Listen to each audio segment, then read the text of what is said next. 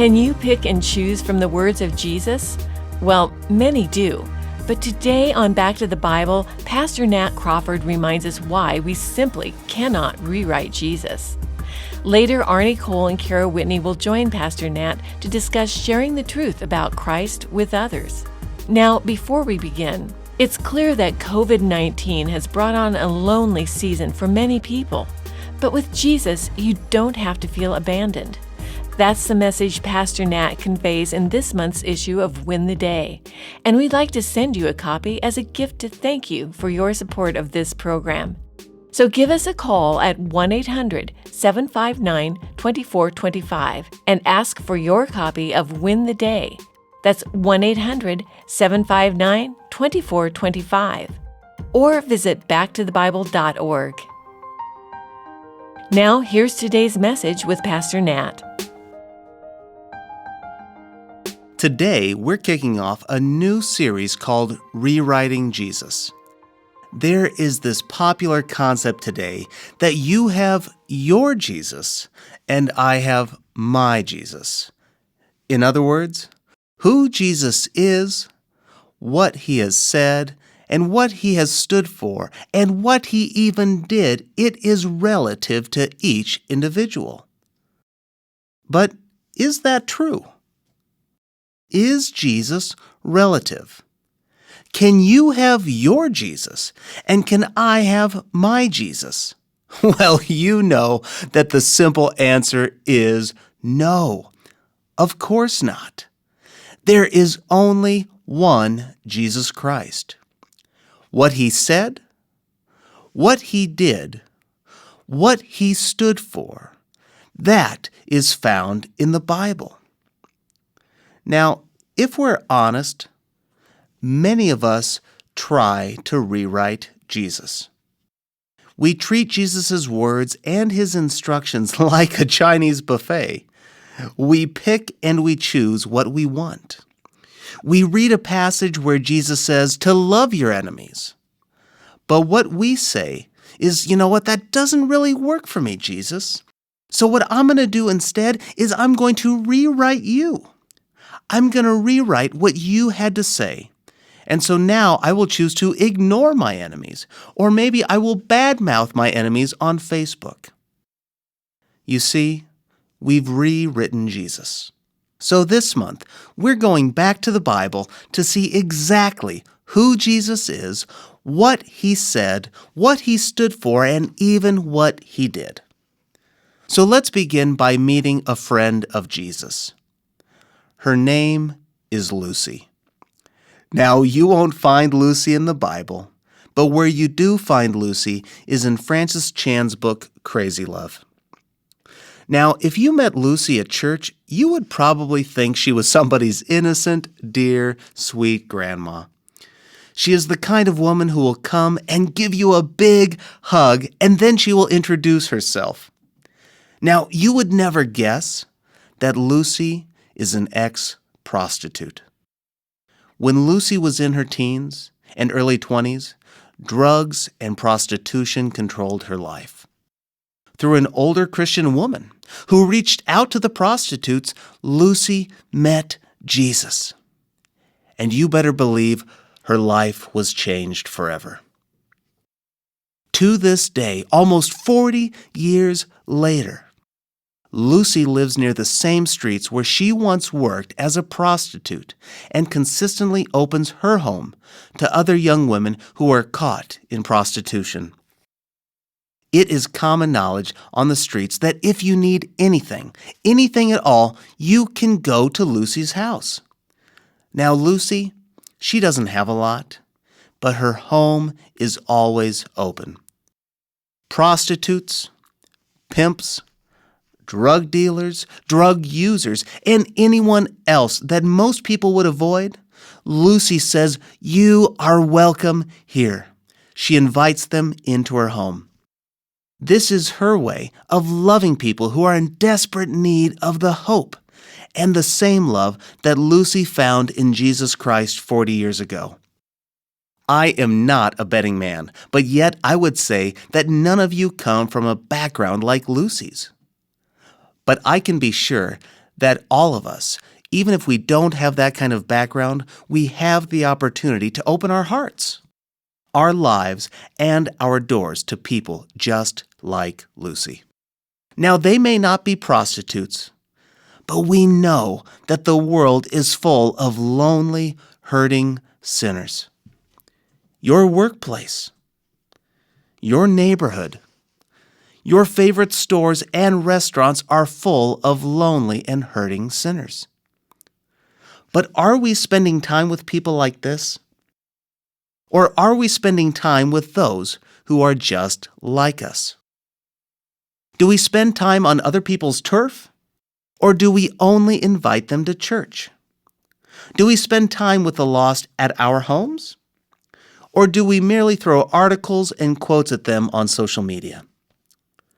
Many Christians today spend only time with fellow Christians. We create kind of a country club model of Christian living. What did Jesus have to say about this? Is this what Jesus taught? No, I don't think so. In fact, I believe every Christian can change their community by adopting 3 traits. So let's discover those traits and let's spend time with Jesus in Matthew chapter 9. And we're going to pick it up in verse 9. Now, in the previous 8 verses of Matthew 9, Jesus had healed a paralyzed man. The crowds, they were amazed, and they give God all the glory. And that is where we pick it up in Matthew chapter 9, beginning in verse 9. As Jesus was walking along, he saw a man named Matthew sitting at his tax collector's booth. "Follow me and be my disciple," Jesus said to him. So Matthew, he got up and followed him. Now, I don't know about you, but whenever I read through the Gospels and I come to verses like this, I kind of scratch my head. Because Jesus, he sees Matthew and he says, "Follow me." And then what does Matthew do? He gets up and he goes. Now that is very strange in my world. But once we understand more about Matthew, it makes sense why he would have this urgency to leave his post. You see, Matthew is a tax collector. Well, what's the big deal with that? I mean, sure, today we don't like paying taxes. Yes, it's depressing to see 20% or more of our paychecks disappear before we're even able to spend the money. But we hardly shake our fists in the air with disgust when we see our pay stub. So what is the big deal? In Jesus' time, tax collectors were the most despised and often corrupt people in Capernaum. Matthew, he was a traitor to his own people, the Jews. He was a tax collector for Rome, and tax collectors, they were kind of like franchisees. You see, they would pay money to be able to collect taxes. They would have a minimum that they would need to collect for Rome, and anything above that tax, they could keep for themselves. There was no guide as to how much money to tax people and what they could or should tax. Instead, the tax collectors had total freedom. The possibility of abuse and extortion was limitless. The wealthy, they would often bribe tax collectors to reduce their own taxes, and you know what would happen. This would shift the burden to the poor, and even to the middle class. Now you can see why tax collectors were hated. They were bad dudes. Well, fellow Jews, they would ban tax collectors from the synagogues and social settings. Simply put, they were ranked with thieves and murderers. I have no doubt that Matthew, he felt ostracized, he felt alone, and he experienced that emptiness that the pursuit of money brings. It reminds me of a quote from C.S. Lewis. Lewis says, "If we find ourselves with a desire that nothing in this world can satisfy, the most probable explanation is that we were made for another world." In other words, we all have worldly things that we use to make us feel whole, but they only leave us desiring more. For some of us, it's success at work. For others, it's sex. For some, it's power. Maybe for you, it's buying and accumulating stuff. Well, for Matthew, it was money. But I have to believe he found it empty. Let me turn to Arnie Cole and Cara Whitney for a little added perspective to our topic today. What are some of the signals that someone you're engaging with is finding life to be futile? I ask this because as believers, it's important that we pick up on the signals of others so that we can minister to them. Well, I'm a big lover of body language. I think that's why I like horses so much, because they rely on our body language and we rely on theirs. But in my opinion, I would say you just have to get to know everybody, and then you don't have to worry about looking for signals. Or just looking up from your phone is a good start, right? I mean, I'm sure Arnie can tell you why horses are so great, because they force you to pay attention, or else you're going to get your head stomped in sometimes. So just get out of your phone, look at people, and I think you could see what's going on. Maybe stop talking and take a look and look for clues, because most of the time it's just super obvious. And especially the younger people get, you see all kinds of signs, but you have to look and listen, and you can't listen if you're talking all the time. So at least that's one thing that I've learned in all of this is people will tell you what's going on and try to, both in verbal and nonverbal ways. You got to be there for them. I would have appeared to an outside person that I didn't want anything to do with the gospel, but it was smoke and mirrors. It was like a way to, inside I'm in turmoil. My outward self is cool as a cucumber. Does that make sense? Totally. Get to know everybody, and then you don't have to sweat it out. Yeah, I think being aware of what's going on around you, paying attention to the people that we're engaging with, and then being willing to listen, those are key if we're going to reach people for Christ. I'm just curious, how have you actually seen this play out and be beneficial in a relationship? I'm sure there's got to be a time when you've reached out to someone you've been engaged with for the sake of the gospel, and by being aware, you were picking up on the trials in their lives, or in the hurdles, or in the disappointments. I mean, how have you seen this play out? I think there's a lot of room for great stories, but you have to remember, too, that this doesn't always have happy endings. And there's some people where you never know really what the ending is. And then there's some people, Shar and I have a saying, the people that we've helped the most usually are the people that turn on us the most down the road. We're commanded to love other people and to go the extra mile. That doesn't mean that they need to, or they're going to, or they don't turn around and bite your head off. And I know for me, I kind of kid myself, but if somebody bites my head off, it's like if I fight back, then I don't even get credit for the nice thing that I tried to do. So you just have to be there for people, irregardless, as they like to say in the new dictionary, of the response. At the end of the day, we are called to love selflessly, and we leave the consequences to God. That's definitely not easy to do so, but that's exactly what God has done to us, and so we can do it to other people.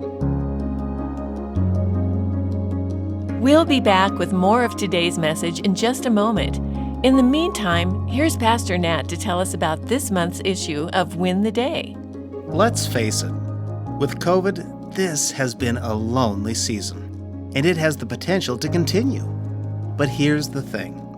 Regardless of your situation, you don't have to feel abandoned. So I've put together a series of devotions to remind you that you're not alone. Jesus sees your struggles. He knows your heart, and He promises to never leave you or forsake you. These encouraging devotions are available now in the August issue of Win the Day, and we're looking forward to sending you a copy as a thank you for your gift to Back to the Bible. Make your request at 1-800-759-2425. That's 1-800-759-2425.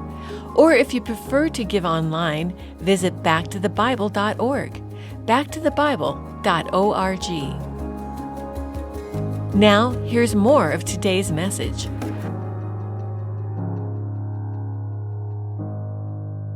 There's no record of Matthew knowing Jesus personally or ever seeing him in person. But Jesus, he was known in the region, and Matthew likely knew of this physical and spiritual healer. And I can imagine when Matthew saw Jesus and heard him call out, "Follow me," I bet his soul leapt because he could experience a fresh start. It is here that we find the first trait of a Christian who wants to change their community. And that trait is they are obedient. They're obedient. You see, Matthew didn't have to get up and follow Jesus. He could have stayed at his post. He could have stayed depressed and rejected. But instead, he gets up and he follows Jesus. And the moment Matthew got up, there was no turning back to his old position. I think he understood what the Apostle Paul understood, because the Apostle Paul wrote in Philippians 3:7, "I once thought these things were valuable, but now I consider them worthless because of what Christ has done." Just like Paul, Matthew's past pursuits, they left him empty, and it left him far from God. So off Matthew went. He was obedient. When I was wrapping up my undergrad at Grace University in Omaha, Nebraska, I became friends with Trevor. Trevor, he was one of a kind. He worked in a cubicle in Omaha, but when he wasn't solving first-world problems at work, he and his family, they would walk through the neighborhoods, going door to door, praying for people and sharing the good news. What he and his family would do is they would go around and they would make up these sandwiches and load them into a little red wagon, and they would go and distribute them to the homeless people they found. You see, this is why when he told me that his family, they were moving to Africa to become missionaries, I wasn't shocked. Well, let me be honest, I was a little bit shocked because you'd have to see Trevor. Trevor had red hair and he was as fair-skinned as snow. I thought, Trevor, you got to buy yourself some sunscreen. But after some friendly joking, I asked him, "Why are you going? When are you going?" And he says, "We're going in a few months. We're in the process now of selling our home and packing up the family, and we are moving into a village." Why would he do this? Because Jesus, he said, asks us to follow him. He is asking my family to follow him to Africa and share the good news, and so we'll go. Trevor was obedient to Jesus' call, and his new community, it is being changed to this day. I believe we are called to be obedient to Jesus' calling wherever he leads. I want you to pause and ask yourself, where is God calling me? Where is God calling you today? Yes, he is probably not calling you to go to Africa, but I can almost guarantee he is asking you to go and reach the lost. We know that when I talk about going and reaching the lost, we are really talking about the Great Commission. As a follower of Christ, he has put you on mission, and that mission is obedience to a great calling. Matthew 28, verses 19 through 20, you know these passages. Matthew 28 says, "Go. Go, therefore, and make disciples of all nations, baptizing them in the name of the Father, and the Son, and the Holy Spirit, teaching them to observe all that I have commanded you. And behold, I am with you always to the end of the age." Now, this is how we've memorized this verse. Go, therefore, and make disciples. Now, let me just make a couple observations here, because there's nothing wrong in how we've memorized it. It's how it's written in the Bible. But first, let me just point out that it says, therefore. Therefore, when we see the word therefore, we have to look backwards. Therefore is indicating that something has been declared, and therefore something should be done. Well, what did Jesus just say? He said that all authority has been given to him in heaven and on earth. In other words, He is saying that I, Jesus, I am sovereign Lord of the universe. So what Jesus has done, he has made an authoritative statement about his position. Jesus Christ is Lord, he is God, therefore go. But here's the second thing I want you to know. Go is actually not a command, but rather, it is a present participle. You see, it should really say, while going. You see, it's not so much a now go or move like a marching order. It is rather a thought as you live your lives, as you are going from place to place, while you live your life in your neighborhoods, in the marketplace, in the restaurants, in the stores, in the coffee shops, in your hobbies, wherever you are going. And whatever you are doing, go and make disciples. And then that's the third thing I want us to notice. Because Jesus Christ is God and Lord, he says, while you go through your daily lives, make disciples. Did you realize that make disciples, it is the main verb here?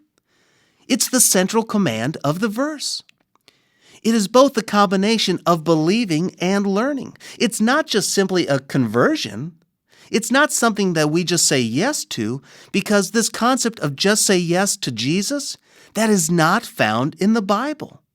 Matthew here uses a very specific Greek word, and that Greek word is mathetuo. It is a disciple. You see, a disciple, properly understood here, is not someone who just sits and listens. No, it is, as D.A. Carson put it, disciples are those who hear, who understand, and who obey Jesus' teaching. You see, this isn't just for the 11 disciples hearing this. This isn't just for the 11 disciples hearing the Great Commission. No, this is true for all of us today. That's why Carson continues. He says it is binding on all of Jesus' disciples to make others what they themselves are, disciples of Jesus Christ. This command to make disciples, it is imperative. When the God of the universe, who is our Savior and King, tells us to make disciples, we go and make disciples. This isn't a point of negotiation in the contract. When God says do something, we say yes. In fact, as his disciples, we are to say, my pleasure, I will go. God today, he is calling you and I to be obedient. He is calling us to make disciples of the people in our neighborhoods. He is calling you to make disciples of that person at the counter at the coffee shop. He is saying, go and make disciples of the server at the restaurant. He is saying, while going at work, make a disciple of your boss and of your coworker. As we know, you and I, we don't do the saving. We don't do the saving. We are simply called to love people by sharing the good news, by sharing the gospel of Jesus Christ. It is God. It is God who does the saving. I believe when we remember this, that we are the ones who simply go and scatter seed. We live our lives with gospel intentionality, and God is the one who does the saving. I believe this should relieve us of any fear of rejection, any fear of persecution, because we know that God is the one who is at work at the hearts of mankind. So we easily just get to go and play while scattering the seed of the gospel. Who is God calling you to reach today? And how is he calling you to obedience? Let me turn to Cara, Whitney, and Arnie Cole once again. Cara, give our listeners a first step to focus on today to help them share Christ with the people that they meet. How are you doing? That's what they should ask them. And actually meet it, not a superficial, hey, how you doing? And then really don't care what their response is or even hear it. An actual true concern for that person's well-being, where they're at. I think especially now, how are you doing with all of this? You know, be prepared for an opinion you may not want to hear. That doesn't matter. Just how are you doing? some words of encouragement would be helpful as well. Yeah, and I think that our willingness to actually listen is so key in that process. And I think you're right. Be prepared. I mean, sometimes when you ask people how are they doing, get ready for the answer. And that may mean carving out a little bit of time.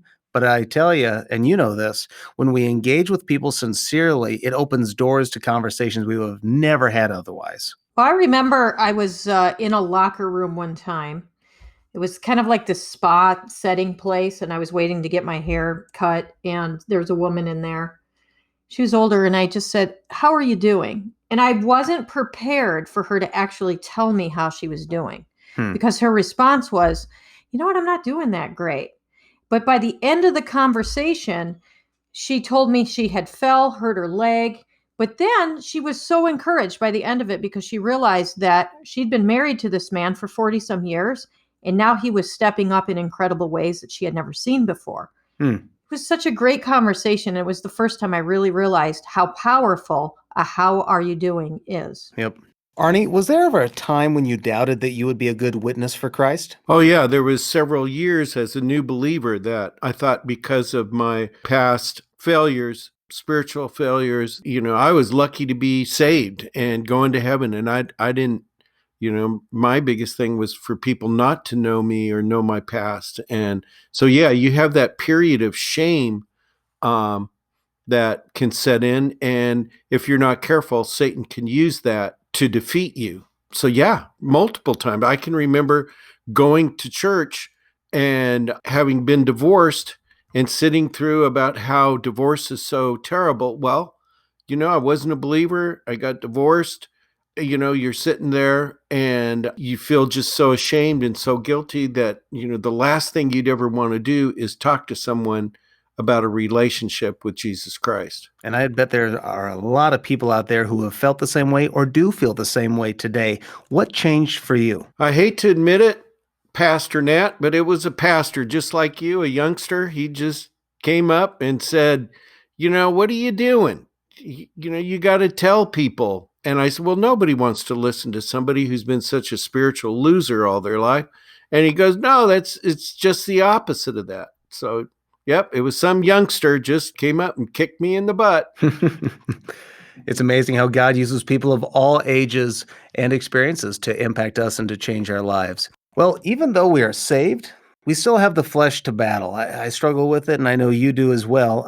The reality is we still have a great need for Christ. Well, I think it's just like Arnie said, if I'm honest about my struggles and my questions about, and also the ones for God, I think that makes my witness and my testimony that much more credible and more helpful to people who, just like we talked about, people struggling who've been divorced and those things, that's helpful to them. It's encouraging. Yeah, I mean, I would agree. The big thing you have to be careful is you don't get too hooked into your own story so that you're not listening to the other person's story. Because as much as people can appreciate knowing where you're coming from, they really want you to know their story. And so it's kind of a fine balance also in going into too much detail. If you struggled with drugs, or going into too much detail sometimes derails any hope of the other person getting a word in edgewise. So it's a balance. It is a balance. I think one of the key communication principles that I've really tried to learn and build into my life is learn to be interested and not be interesting. Now, that's hard. That's really hard. But it's so true. If you want to be good at ministering to people, you need to learn to be interested and not interesting. And when we do, it's amazing the doors that God will open, and then they will naturally ask you, so tell me about you. Tell me more. Tell me about the hope that you are experiencing in your life. You're listening to Back to the Bible with Pastor Nat Crawford. Now, before we wrap up, we'd like to send you the August issue of Win the Day as a thank you gift for your support of Back to the Bible. This month's edition features a series of devotions to remind you that God cares, He loves you, and He is always there for you. Request your copy of Win the Day at 1-800-759-2425 or make your request online at backtothebible.org. Thank you for listening today. Join us again tomorrow, and remember to stand firm, stand faithful, and stand on God's Word. Don't keep today's message to yourself. Share it with friends and family and encourage them to move forward in faith. Have a great day.